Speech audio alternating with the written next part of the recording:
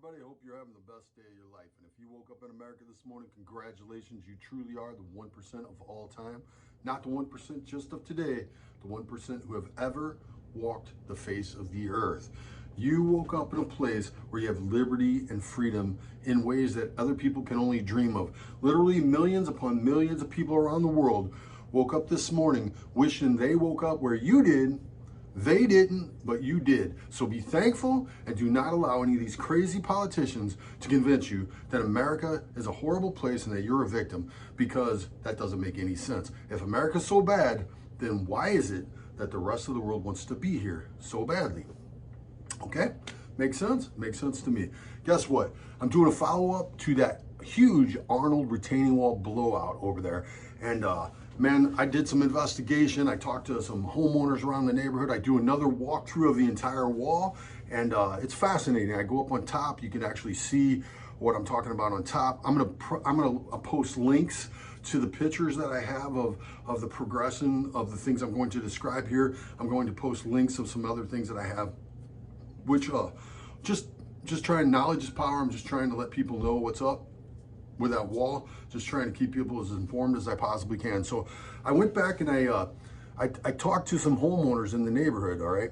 And what they told me was supposedly that almost immediately, within like months, within the first couple months of that wall being constructed 6 years ago, that they started seeing stress line cracks in the blocks, and that they were concerned about this. And so they started bringing this to the attention of the city. Then the city goes along and has somebody start putting, you know, the rubber caulk stuff. And you'll see in my first video, they start caulking up and mortaring and doing things to the face of the block to address the stress cracks. Now, I've seen lots and lots and lots of retaining walls in my lifetime, huge walls like this one, and stress cracks are not unusual. There are more in this one around that radius than I've probably ever seen on another wall. Having said that, I've never seen a wall fail because of stress cracks. All right, so this was going on almost immediately within the first couple months.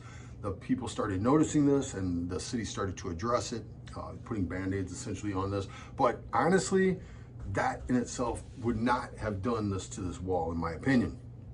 The other thing that was mentioned was the way that they believe that the homeowners were talking about. They thought it was a design flaw, the way that radius they thought the radius was too tall for a radius. I disagree with them there too. It's not too tall for a radius that high. There's plenty of walls with radiuses that high.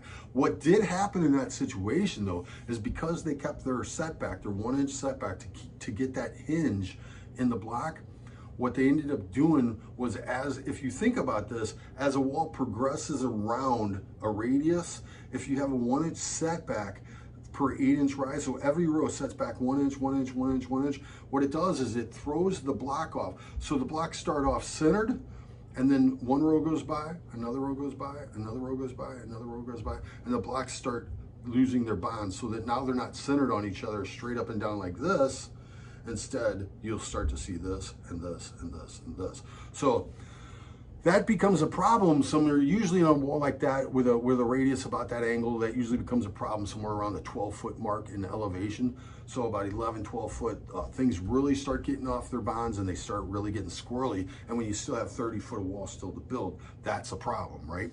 So what they did was, in my walkthrough this time around, you'll actually see where they cut on the radius to keep their bonds in line. So they're actually cutting on the radius. I show you where the cut stones are so that they could put their bonds back into line. So they were having a hard time keeping that, everything the way it's supposed to go around that radius. They were having a hard time stopping it from getting squirrely, but it looks like they did a pretty good job all in all.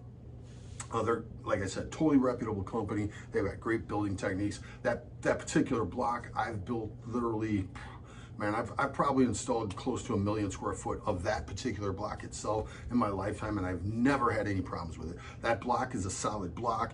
The company that did it is a solid company, and if it's the engineer I think that did that, he is a very, very well-known and very, very good engineer, and I doubt seriously that his engineering was any of the problem either. What we do have in that situation though is the design on the top of the parking lot is very, very questionable. So the way that the parking lot all flows all the water from one whole side of that parking lot and the other side of that parking lot all flow together into a drain that's right behind this radius. So the way that they design the top of the parking lot, they have all the water flowing into a drain into the weakest part of the wall. The part of the wall which would be the most susceptible to having issues is that radius. No matter how you cut it, the radius is the most vulnerable part. All right, so then you've got a design that flows all the water into that drain. Okay, now this is what's interesting. This wall was installed 6 years ago, so you're looking at 2014. Around between February and October of 2018, I'll put this in my comment section. I'll put links into my comment section here. But between February of 2018 and October of 2018, you see an asphalt repair on that pipe. So something happened in that pipe would be my guess. This is speculation. I wasn't on site, didn't see it. But my guess is there was something going on around that pipe. They had to do a repair on the pipe. I think the pipe probably failed. They had to do a repair around the pipe. And when they do a repair around the pipe, you get the asphalt patch that you see on Google Earth. So on Google Earth, if you're looking at the history on Google Earth, you can look down, you can see what the parking lot looked like, then you can look and see what the parking lot looked like, and then all of a sudden, between February of 2018 and October 2018, you have a patch right there around this pipe. All right, I've never been a fan of pipes behind my big walls at all. And the reason why that is because sometimes pipes fail. And if a pipe fails, your wall has big time problems, unless they had that entire wall filled with clean rock, in which case it wouldn't have mattered, but that would also probably have increased the price of this project by literally hundreds of thousands of dollars would be my suspicion. I mean, clean rock is very expensive. All right, clean rock is like $10 a ton, and backfill screenings and backfill screenings and 1 inch minus are, you know, in the neighborhood. Backfill screenings is about $1 a ton, 1 inch minus is about $5 a ton, just roughly speaking here as a rule. And so you can see the difference in cost. It's tremendous. So they have to go with a minus rock behind the wall, but the design on top, in my opinion, water always wins. Water wins in 5 minutes, or water wins in 5,000 years. But water is the undefeated champion. When you build retaining walls, you do what I do for a living, you want to make sure that you know what water wants to do, which is very easy. It allows you, it stays to the same rules all the time. You want to know what water wants to do, and you want to allow the water to do what it wants to do, or you want to give it something it wants to do more. If this would have been my design in the parking lot, I would have probably had that water flowing away from the wall, not to the wall into a pipe, because that leaves you vulnerable for a pipe to fail, in which case you get the end result that we see here. So my suspicion is, having analyzed this and walked the whole wall again and talked to neighbors and everything else, my suspicion in this is that that pipe probably failed, and that there was an asphalt repair, there was a pipe repair with an asphalt patch on it between February 2018 and October 2018, and that is probably the catalyst to all this. So that is probably what actually accelerated a lot of the things that we're seeing that ended up in the wall failure. That had to put a tremendous amount of hydrostatic pressure on the wall itself, which could have pushed the block face away from the geogrids. So the way these things work is you have a block here that you put your geogrid on, and then you have another block you put down on top of your geogrid. And ideally, you have your geogrid all the way to the face of the block like this, and the block's set down on top of it. What this does is it produces a friction. There's a friction there. The more surface area that you're matching to the block on both sides, the more effective that geogrid is. Because the geogrid is only as effective as how it can hold onto the face of the wall. I mean, obviously the geogrid stabilizes the area behind the wall, which is the reason why that whole entire area is not coming down right now, because the geogrid actually stabilizes that whole area behind the wall. But the connection to the face of the block is very important. So another thing that happens when you get into a setback radius like this is, when you're placing your geogrid in, a lot of times geogrid will come in 6-foot rolls or 10-foot rolls or 12-foot rolls wide. All right, so the way the engineering works is that the geogrid could be 20 foot back or 25 foot back or 30 foot back. It looks to me like just from the cutouts that I could see from the satellite images and my measurements, it looks to me like these geogrids were probably about 25 to 30 foot back from the face of the wall initially in this radius area. But what happens is if you're coming around with the block, like as you're coming around with this radius, as this curve's coming around and you're laying your geogrids in there, what happens is it's very hard. If the geogrids are wide, if they're 6 foot wide or 10 foot wide or 12 foot wide, it's very hard to get these geogrids to actually be to the top, to the surface, to the face of these blocks continuously, so that you're getting the optimum friction, so that you're lessening the chances of the geogrid getting ripped out of the face of the wall. So when you get into a radius like this, you start off with, if your grid is wide, you're starting off with your grid actually in a spot to where it's on the face over here, but the wall keeps circling around and the grid goes straight. So then you end up with a place where the grid's all the way to the face here, but the grid is only 6 inches on the block here, and then it's all the way to the face over here, if that makes any sense whatsoever. Maybe I should have some diagrams. Anyway, I'm trying to explain this principle to you guys. So the way you counter that is you make your geogrid thinner. So your geogrid pieces 2-3 foot wide, and they can be 30 foot long. It takes more time, it's more effort. You have to do things about the overlap, because these geogrids, the different angles when you're on a radius like this, that they'll angle over, the grid will cross over itself. And if you have to have rock between those spots, because if the grid is touching grid, it creates a slip plane, which will allow that to slide out. All right, so you have to protect yourself like this. So my suspicion is one of the reasons why this area was probably a little bit weaker and allowed the grids to get pulled out of that section would probably have something to do with the way the grid was placed around a radius. And I mean, ideally, they would have cut the grid pieces 2 to 3 foot wide, which would have allowed this to be compensated for, so that you have the maximum tension between the blocks for the geogrid.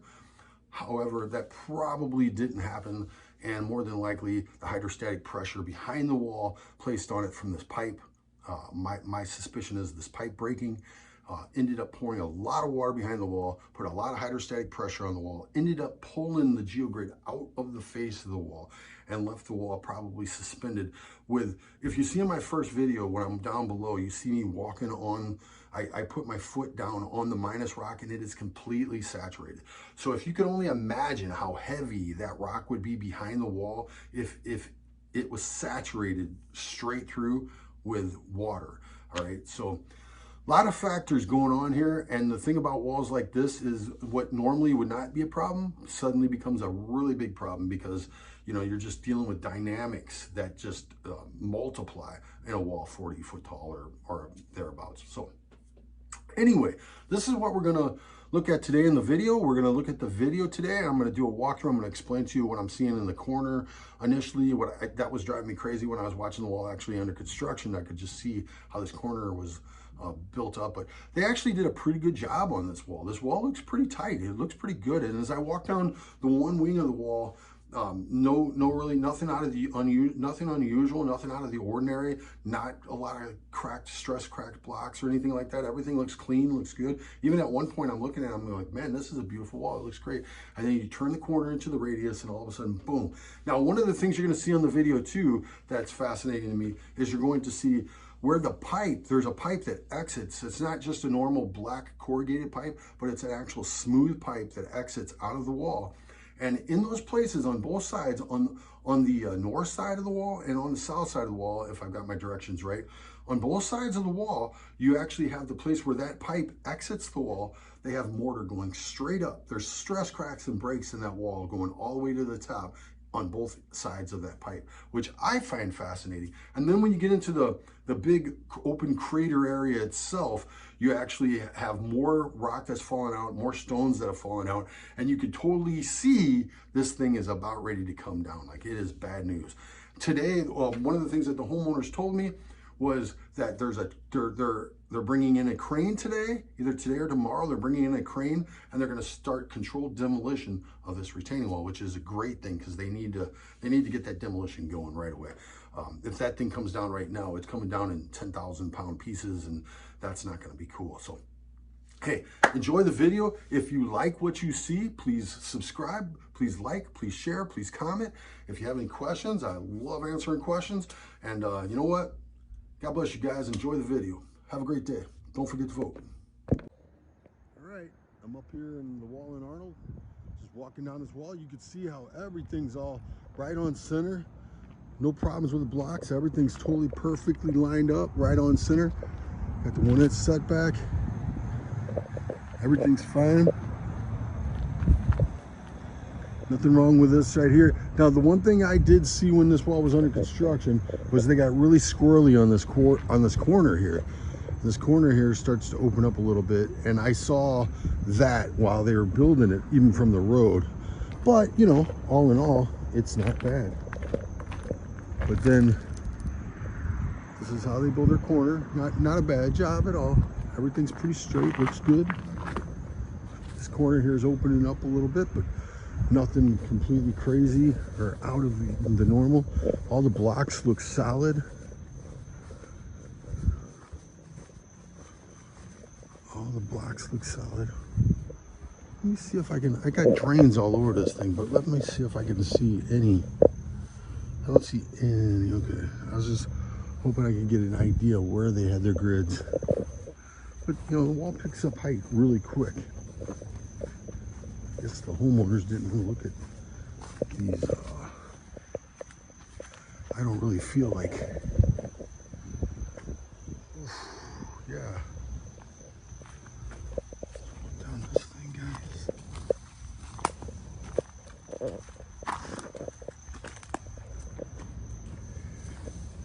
Do not climb on the wall. You got the 1 inch setback on this wall. And what I'm here, even though the wall here is probably 30 plus foot tall, I'm not seeing any stress cracks. I'm not seeing any kind of stress cracks or anything in any of these blocks. It's all looking solid. Everything's done well. The blocks look great. No problem. There wasn't a, wow, look at the size of that. That's such a beautiful wall. I mean, this side of this equation is perfect. I mean, there's no cracks in the blocks I'm really seeing here, anything like that. Anything out of the normal, nothing out of the normal in this section of the wall at all. This is a big wall, and it's hard to get these things perfect. But then we come up here, and then all of a sudden, boom, come into this spot here and you got all this mortar, you got all this stuff in the wall. Wow. You got a drain popping out here, which is, yeah, crazy. That's kind of interesting too, right where that drain is. There's cracks going all the way up, really continuous. But here we are. Oof. More has fallen out for sure since the last time I was here. Oh my gosh. This is crazy. Holy smoke, that is terrifying. Wow, look at those geogrids in there. Just ripped right out of the face of the wall. Wow, look at that. That is fascinating. That is fascinating.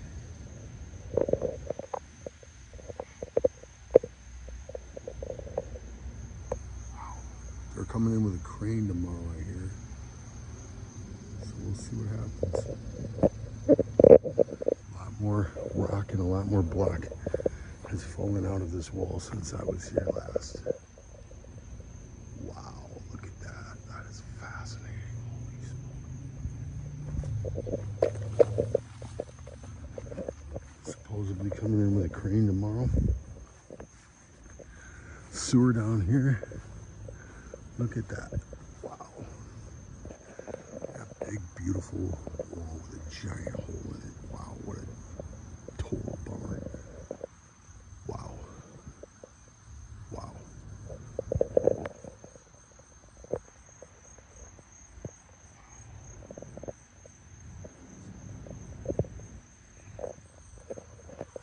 Let's go up this side here.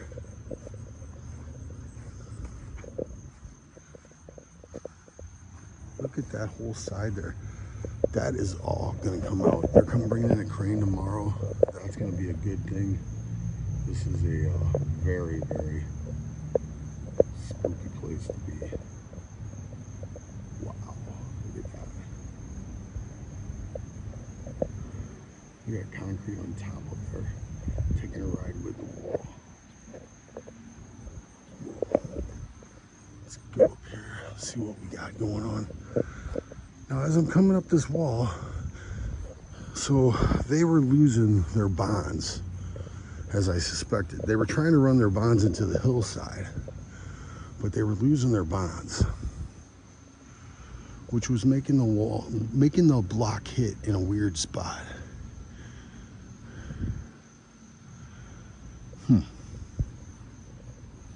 So they were cutting stones to try to keep their bonds on track. There's a cut stone right there, cut stone right there. All right, so that's right where they cut the seam up. Okay. So they wanted to get their bonds back on track, so they were cutting stone. Now, I'm in the straightaway here. We're coming around this radius here. And these blocks have got cracks, stress cracks. Water leak right there too. Oh, look, see, they're cutting. They did more cutting here to try to get their bonds back on track. Going up this hill, they were having problems coming out of this radius, trying not to get all squirrely and stuff. Right here again, just like on the last wall, right where that water pipe is, there's grout going all the way to the top, right behind that water pipe. And on the low side, that was what was causing problems with it too, honestly. Wow, this is amazing. All right, so here we go. Now, this wall has got stress cracks. 1, 2, 3, 4. Holy smoke, 5, 6. Oh man. This is 6 years ago. 2014. Wow. Wow.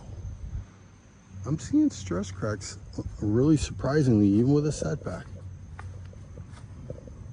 And the wall's not that the wall's not that huge here. It's just a normal wall now. It's not beyond.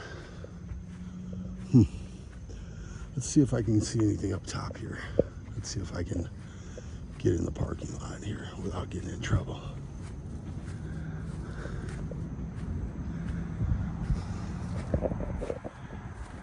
We can put up a temporary fence around it.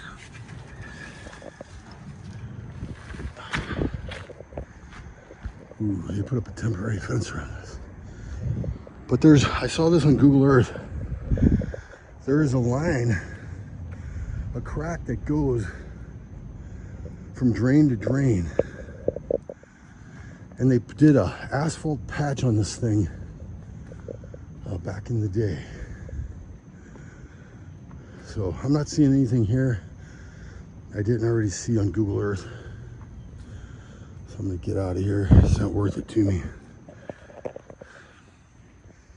But I personally believe this was a flaw in the design, because basically from this place right about here, that whole entire parking lot goes into that drain, into the weakest part, of the